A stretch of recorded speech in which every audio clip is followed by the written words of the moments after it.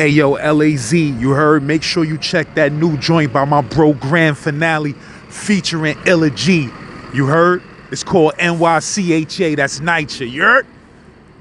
Y'all don't know nothing about them brown buildings, baby. Watch that now, you heard? On these YouTube streets, there's a lot of YouTubers saying a lot of things. There's a lot of YouTubers running for office. But what you have to ask yourself is, do these guys come outside? My name is St. Laz, and I approve this message. Hey yo, free the bro SHA SHA from Manhattanville Project's been laying up on Rikers Island for 44 months for a cell phone robbery that he didn't commit. A cell phone and a pack of cigarettes. They trying to railroad him because he got life parole. You heard? So if you out there and you got some legal power, some legal connects, or some legal know-how, text me at this number right here. Let me know how you can help the situation. You heard? And for those out there listening and judging this, just know and understand that. Keep in mind that it's a statistical fact that thousands of black men are locked up for crimes they did not commit throughout this country. Every time you turn on the news, they're exonerating somebody who did, a black man who did 20, 30 years. So pay attention. Allegedly, a dude named Donald Nash, was accused of chopping the man's head off in the metro because allegedly the dude Pop Tucker called him a rat. To call somebody a rat and you ain't got no paperwork, this shit is serious. So the man lost his head for that. Yeah, and that's the new trend. That's the new trend on YouTube. Dudes is just calling dudes rats with no form of proof, paperwork, nothing. No incident, no co-defendant saying the nigga ratted, nothing. It's just a new style to just call niggas rats that ain't rats. Alright, my name is Alpha Charles Stewart. My slave number is 349-190-1931. I'm a C95 AMKC in Rikers Island. I'm going to start this at the beginning. From the age of 9 until 15, a professional boxer named Ricky Young from Grant.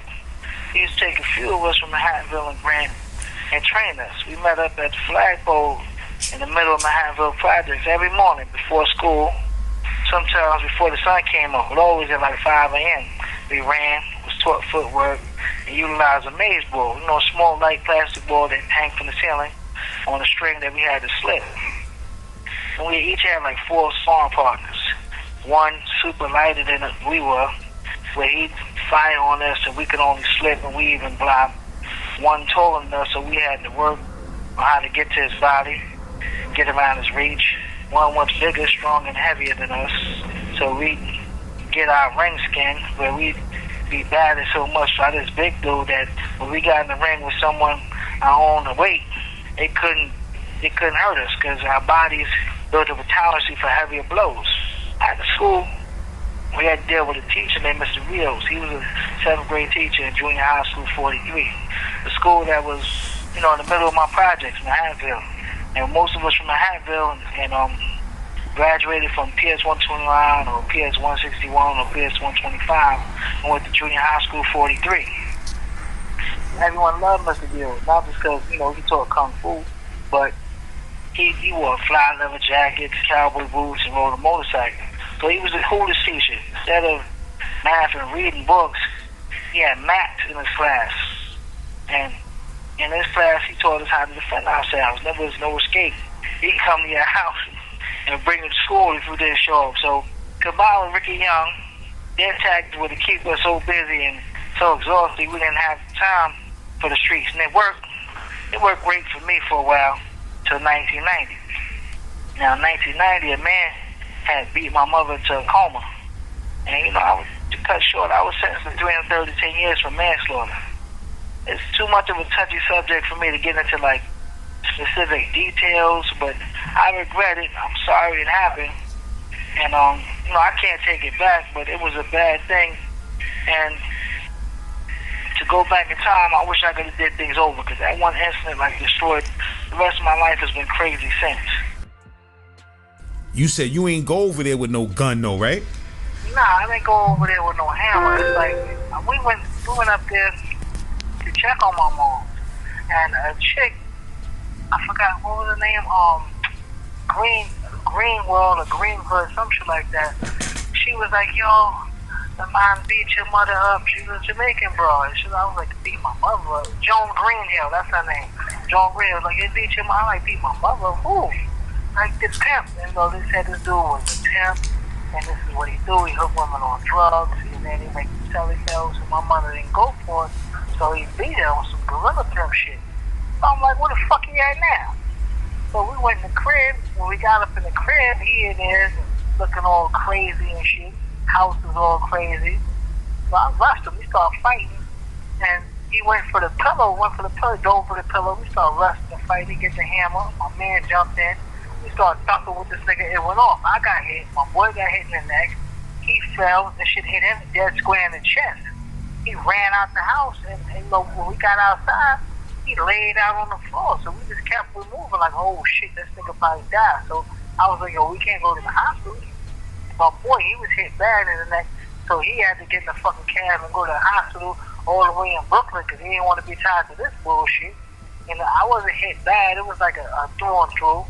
But it wasn't like we went up there to kill this dude. We went up there more to beat this nigga ass more than anything because I was like, nah, this nigga ain't put hands on my mother. Like, come on, I'm 15. There was no 15-year-olds running around with no hammers back then. It's not like that. It's not like nowadays, you know what I'm saying, with 50-year-olds doing that.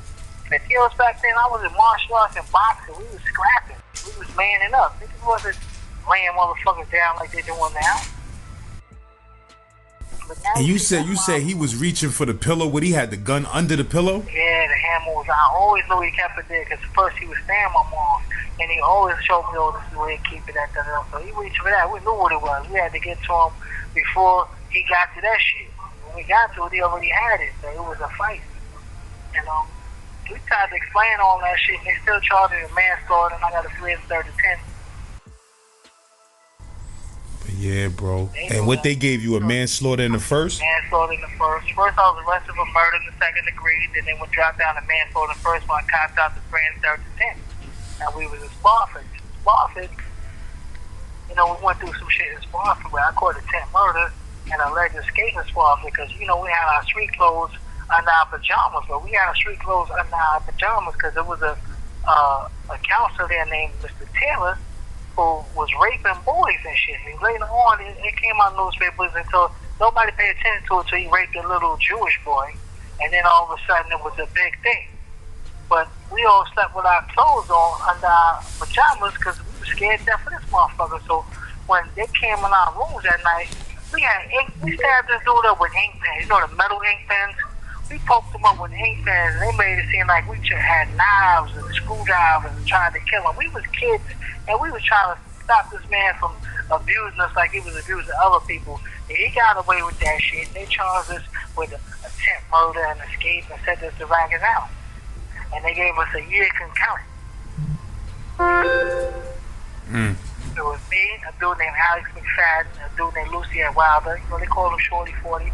He's from Brooklyn. And the other dude, Alex McFadden, his name was Sam. He's from West Side Queens. Good dudes, but you know, we was 30. These two dudes was Muslim at the time, so they was like, yo, ain't nobody raping me, man. And that was Spofford. This is what a lot of the counselors was doing. They was abusing kids. He was like, nigga, we gonna stick with our clothes on under our shit. Fuck that. And if you come here, you know, we stealing ink pens out of the law book, the metal ink pens. That's the only, we didn't have no other weapons. That was our defense weapon. Like, who else? And we didn't try to escape. We didn't go nowhere, but they said because we had our clothes on under our pajamas, we tried to escape, which was bullshit. Cold bullshit. When I blew trial for that last homicide, that's why I'm so scared now, because I already blew trial to a crime I didn't commit in Manhattan. So now I'm scared to death. Like, this shit is like deja vu. Like, do I do this shit again? Am I gonna blow again? Do I gotta go through hell up top again? Like, that shit is crazy. I'm still up my whole life, man. I'm still up. And it's like, damn, man, when do I get my due for being a good motherfucker? When do I get my due for being a stand-up dude? For being a real dude, you know what I'm saying? Like, when? Like, god damn. I done took so many losses. I don't know, standing there all I love. I lost 6 family members during COVID alone, huh? My mother's in the hospital now, Montefiore Hospital, going through all kind of shit. She's 70, man. Every time I call, I'm scared that might be the last time I hear her voice or some shit, man. She's in the hospital now. She went to the hospital yesterday, and they kept her. And it's like, I've been here for 4 years. You know, ain't nobody gonna be there for their moms like you. So I'm like, damn, let me get home to be there for her like she always was there for me, man. This shit is killing me right now, man. Really, really killing me. Wow. They said they had her in the emergency room all night because they ain't had no bed space. So, you know, she's cold, she's 70, she's lonely. There's can't nobody be in the ER. Can't nobody visit them because it's COVID shit. So My mom's just went through all of that. She in the hospital right now too. My mom's 70 cash. They had her in the emergency room for like 30 hours waiting to get a room. They had her shit in there for like 30 hours, bro. Yeah, man. Yo, if she's awake, she couldn't even hold the phone to her lips. Like she couldn't drink water. And I'm like, man, I'm worried about my mom's like crazy. Like, yo, man, please, man, let me get home just to be there for her, man. God. Well, and I spent my daughter's whole life in here. Like, our relationship with this phone calls, visits, and letters. Like, goddamn, man. Let me get time to be there with my little girl. Like, what the fuck, man? Wow, this shit is crazy. And it's like, you know, she don't fault me or anything, because I keep it 1,000 with her on every level. Always tell her the truth, you know what I'm saying?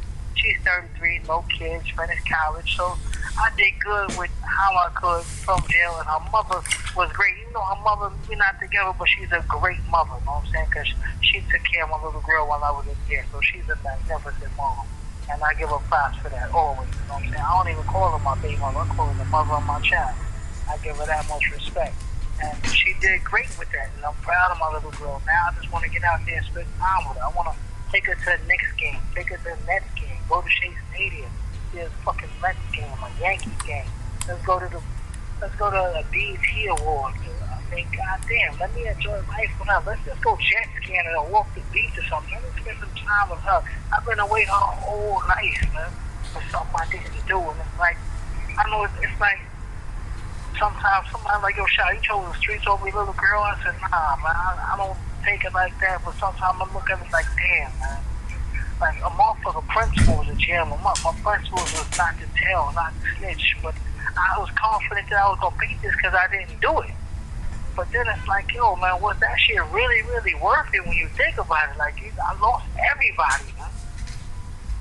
Everybody, man. All that I left was my little girl and my mom. See, my mom's she's like, she's on her way out, my nigga, you know what I'm saying? But this shit is like, god damn, man. How much sacrifice do we do for that street principle shit? Like, that shit is, I don't know, man. I don't know. But that shit is like one of the demons that haunt me every day. Like, then I make the right choice. Like, I stood up, I stayed strong, I kept my mouth shut, but god damn, the price is so fucking much, man. Do I get a reward for this shit? Like, what the fuck? That's the sad thing about the whole streets, like, you're expected to keep it real, and people respect you when you keep it real and all of that, but there is no real reward. It ain't no retirement plan, it ain't no pension for you. Then I see these shitbags out there who done told on 1,000 dudes. They out there chilling, making babies, having fun, enjoying life. And I'm like, god damn, man. This dude's a cold bitch. He done destroyed people's lives by ratting and lying just to save his own ass. And he's out there just chilling. Like, how do you get rewarded a good life for being a piece of garbage? Like, I don't understand that shit, man. That shit is crazy, man. This I don't know, man. That's why I pray and stay focused. But, yo, it's hard, man. I'm here right now. When I get down, it's not like it used to be, man.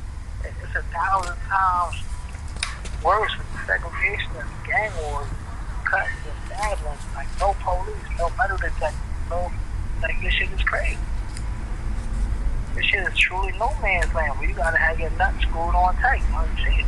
Like, and I'm gonna lose every day. It's deaths every day. A civilian just died in this building today. They don't even know how. But a civilian died in this building 2 days. And if I be on the news tonight or tomorrow, then all of a sudden nobody know how. How the fuck is a civilian dying here? Like, what the fuck happened? That's wild. I'm in here surrounded by death and chaos for something I didn't even do, man. And it's like, got pictures and videos of me in a whole nother state and shit, man. I'm still Got 6 alibi witnesses. These my co-defendants said I wasn't there. Like, come on, what more do I need? And now they saying they ready for trial. So like, is these people really gonna come and lie and say I booked them for a cell phone and a pack of cigarettes? Like, they gonna put me away and end me for some shit like this, man. That's why I be trying to reach out to people like, yo, man, it's people that know me, that know these people, that talk to these people, deal with these people every day. And these people told me, like, yo, police made them do this. All right, so man up and keep it real. Don't let these motherfucking police force you to take a man down for some shit that didn't happen because y'all was scared or under pressure. Man, the fuck up. Like, come on, man. If you was in my shoes, you wouldn't want that shit to happen to you or your loved ones. This is not bad. It's not good. Like, they about to take a motherfucker away from my whole family, my whole life. It's like, I'll never see the streets again, man. I will never, ever be able to hug my mother again. I'll never be able to spend time with my little girl again outside these walls, man. I hold a distance of being here. And come on, man. To go back up there with them racist-ass people, man, I can't do it, man. I told you, a lot of what they did to me is documented, God. I told them every chance I got for everything they did to me, man. From when they threw me downstairs in Attica to try to twist my balls off of Wendy's, to put glass in my food in Sullivan, to set me up to get stabbed in Greenhaven, to set me up to try to get me cut in Elmira, like everything. I sold for every fucking thing, man. Tried to make them pay the best way I could for it. And with that bread, it didn't pay off because then they communicate. I get to the next jail, my property disappeared, my typewriter. You have 1 minute left. They put me through hell just with trying to make them pay for the foul shit they did, man. It's crazy. You file a lawsuit, they call you a rat. Like, how does that work? How else do I fight the correctional officer? I'm not going to fight them on his terms and stab them or cut them or beat them up. Then they break me up or kill me and give me a new charge. Only thing I can do is file grievances and file lawsuit, and then they retaliate for that. So it's like, goddamn. Let's do it. An incarcerated individual at New York City Department of Correction. This call is not private. It will be recorded and may be monitored for law enforcement purposes. If you are an attorney, please hang up and follow facility instructions to register this number as a private number by going to www.nyc.gov/DOC.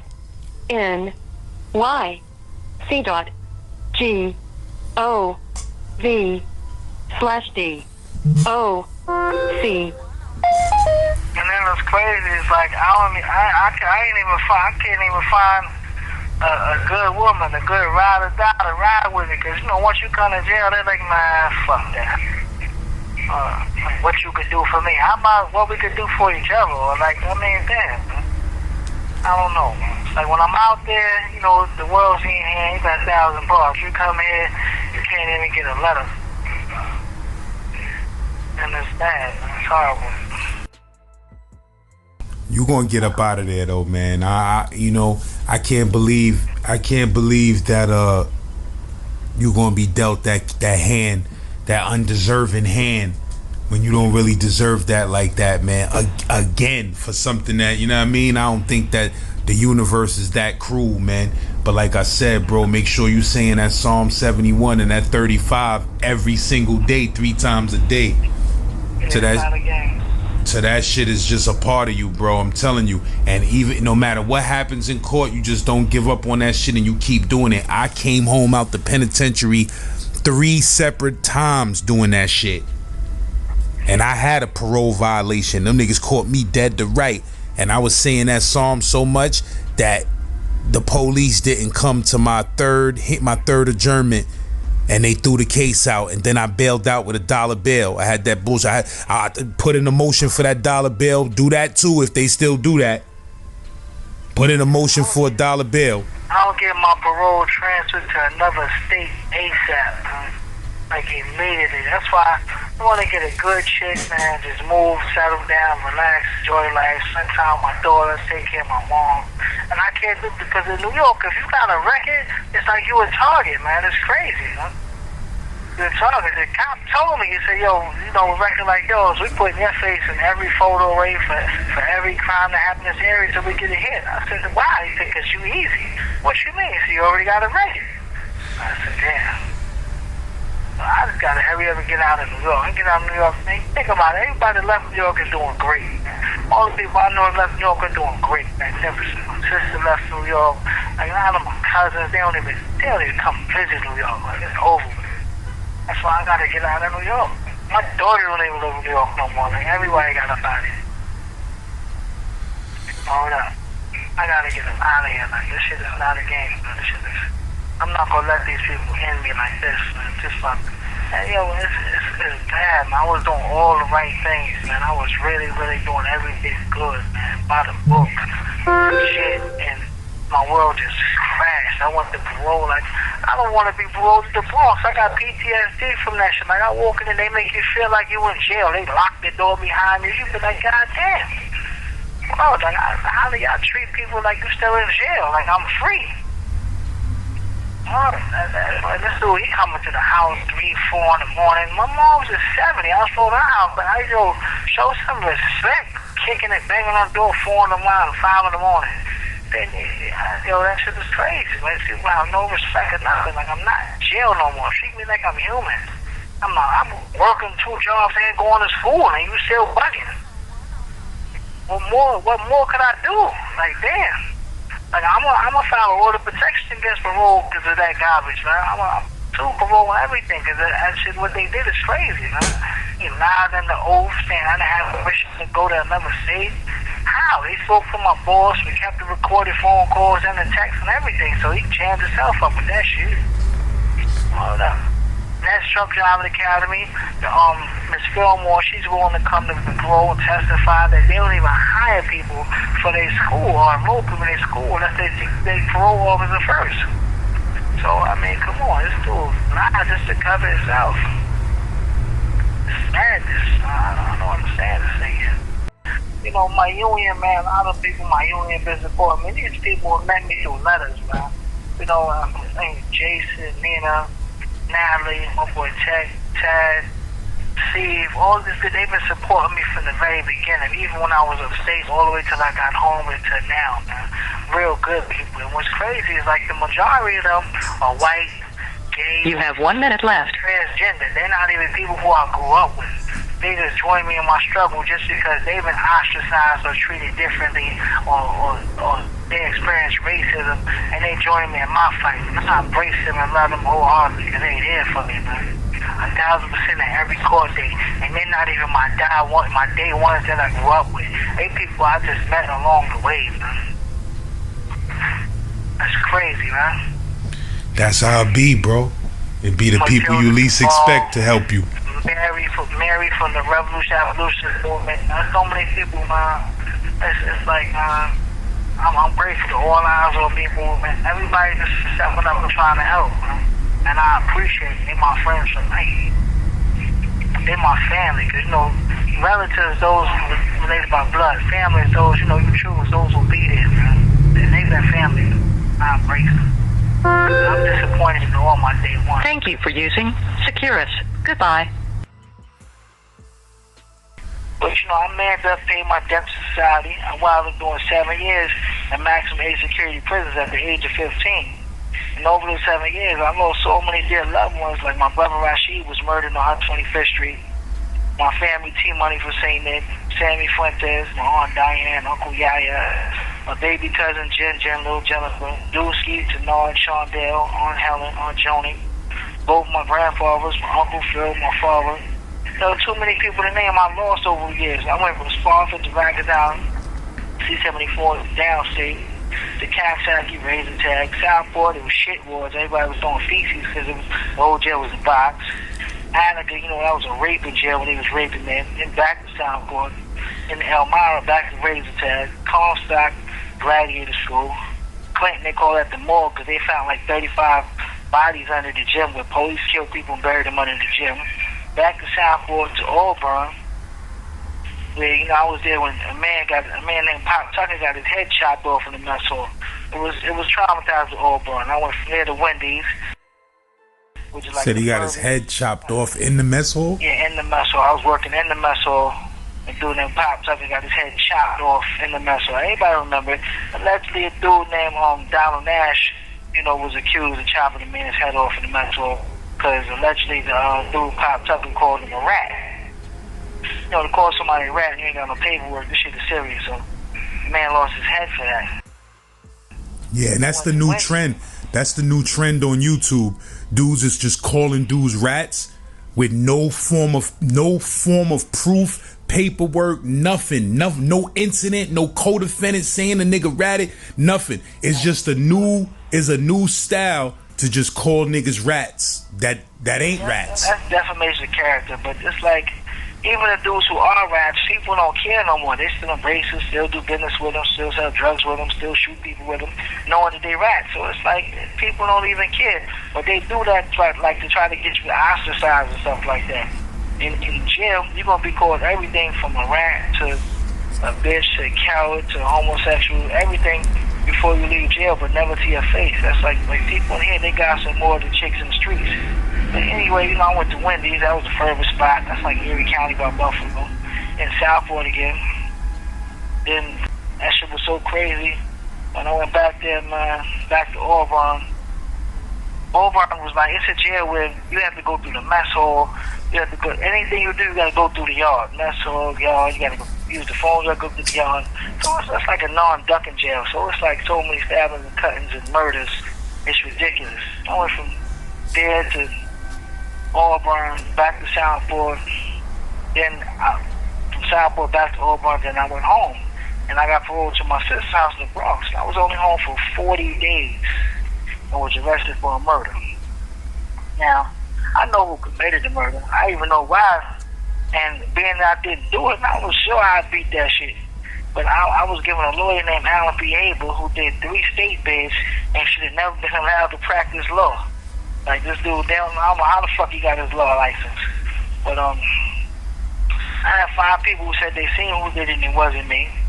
And the DA told me, we know you didn't do this murder. But if you don't give up who did, we're going to bury you for it. And I said, I don't know. He called me a liar, showed me a photo of me and the dude who really did it, and said, if you don't give this man up, we're going to bury you. He said, if you give him up right now, you will walk right now. I told him, I don't know nothing. I laid up for Rikers Island for 3 years. I went to trial and blew 25 life. And the dude who really did the crime made statements on me and testified against me, said I did it. Him, another blood dude named and he said I told him I did it. And for the next 20 years, I wondered how many people would have chose to keep their mouth closed and take 25 for some shit they didn't do. And I came up with not one person I know who would have stood tall like this. Some people even called me stupid. The chick I was with at the time named Tasha called me stupid and left me.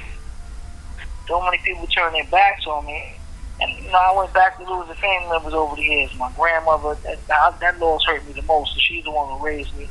My daughter, as she grew up, she came to see me faithfully no matter where I was.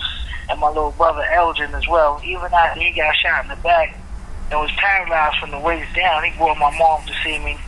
And these visits keep me strong, let me know I had people waiting for me to come home to. And that not everyone died or left me for dead or forgot about me.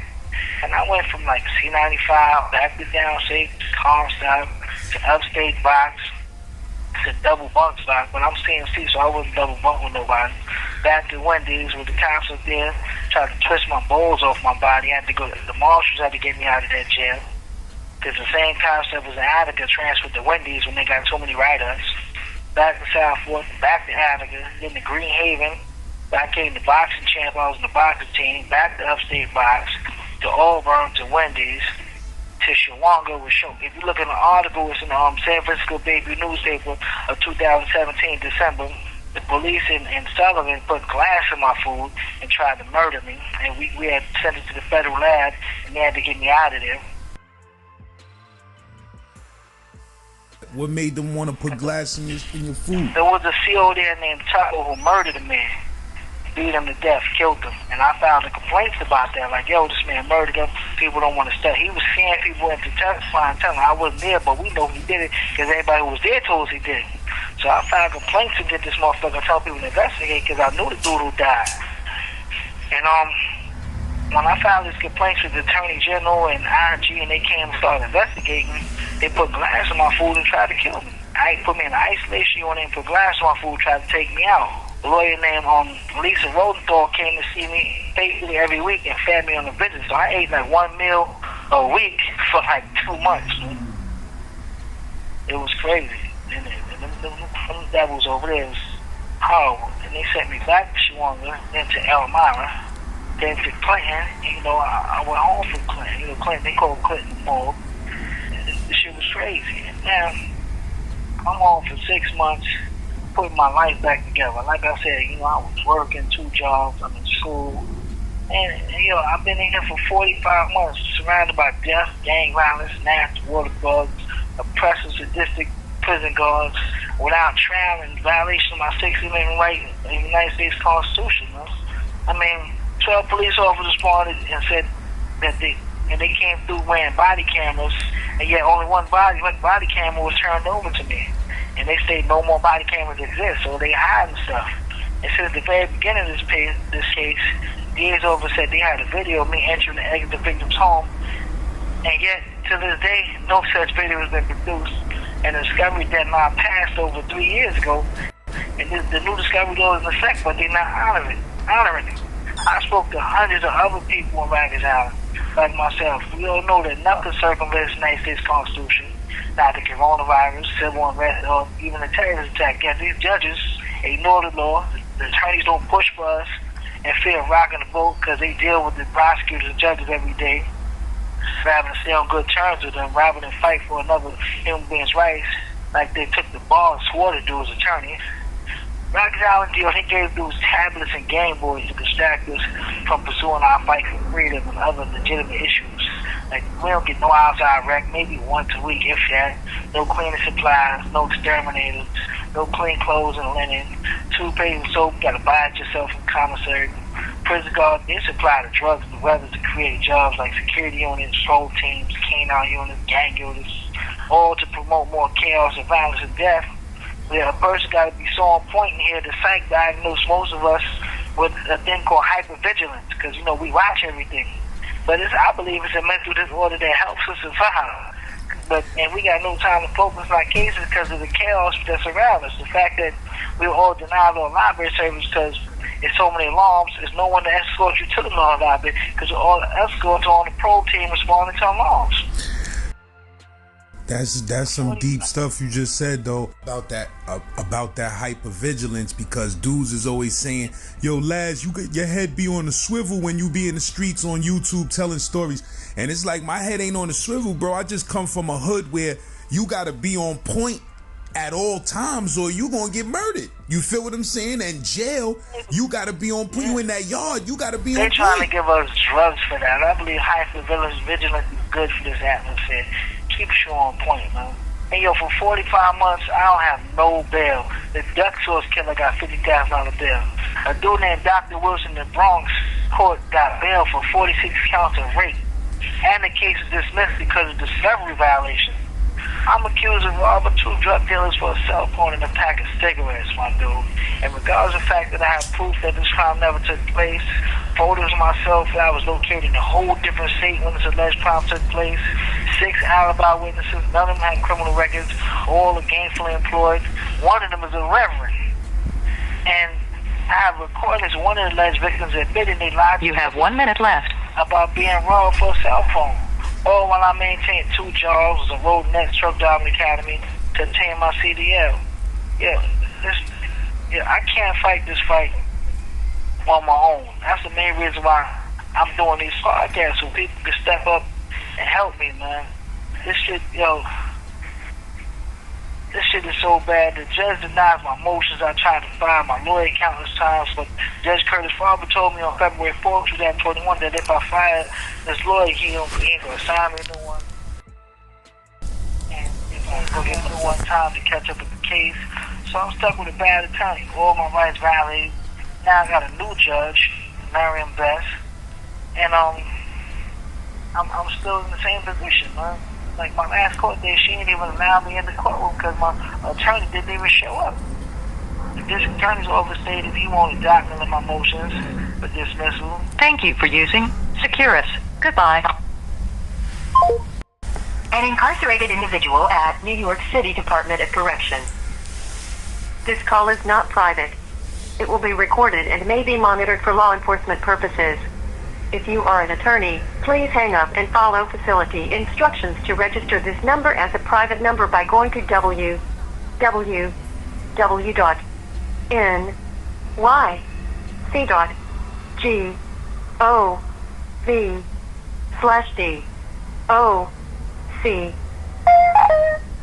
You hear me? I knew and broke bread with and suffered alongside 4 other people who died here on Rikers Island this year. And I ain't confront, sometimes a person will think about killing himself just like they did but I'm facing 20 years life for a crime that never took place. And to go through what I went through upstate, I couldn't live the rest of my life like that. Not for the alleged robbery for a cell phone and a pack of cigarettes. And they trying to railroad me. That's why I need people to call District Attorney New York County Alvin Bragg, New York County Criminal Judge Marion Best. Let them know you're aware of the injustice I'm suffering and demand my immediate release and dismissal of all charges. I used to pray with these dudes here, every night before we go to bed. Then I wake up to these same dudes I just prayed with, hanging them lifeless or covered in blood dead from slit wrists or skin pale blue dead from an overdose. And my right to a speedy trial, my right to discovery has been prejudicially violated like so many other people in Rikers Island, which is why over 1,500 of us on Rikers Island have been lawfully held in Rikers Island for 2 years or more with no discovery, and the judge is not accepting our 30-30 motion for dismissal based on speedy trial violation. All this time held in Rikers Island, it wears you down where you deal with gang wars, suicides, sadistic prison guards, unsanitary conditions, no heat in the winter, no AC or fans in the summer, inadequate medical. Our loved ones travel far, sometimes from other states to see us and check on our well-being, only to have to wait outside in the oppressive heat for over 6 hours in the summer or in the extreme cold for over 6 hours in the winter to see us. And a lot of our loved ones bring our children, nieces, nephews, or elders in our families only to suffer as we do, like their inmates being talked to harshly, sexually harassed, and treated like coming to see us and check on us is a crime. I think like 92% of us held in Rikers Island for 2 years or more were lawfully arrested where the alleged victims violated the clean hands doctrine. And for those who do not know, the clean hands doctrine is when, the equitable principles requires a denial of relief to a complainant who himself is guilty of inequitable conduct. Like, the example is this. A person cannot be swindled for drugs, call the police and lie, say he got robbed for a phone. Or a female can't catch her boyfriend cheating and an act of revenge, call the police and lie, say he beat her. Or when a man starts a street fight, gets his butt whipped, and because of embarrassment, he files charges for assault when he threw the first punch. I see, I'm begging you all out there listening to step up and help. These laws are put in effect for a reason.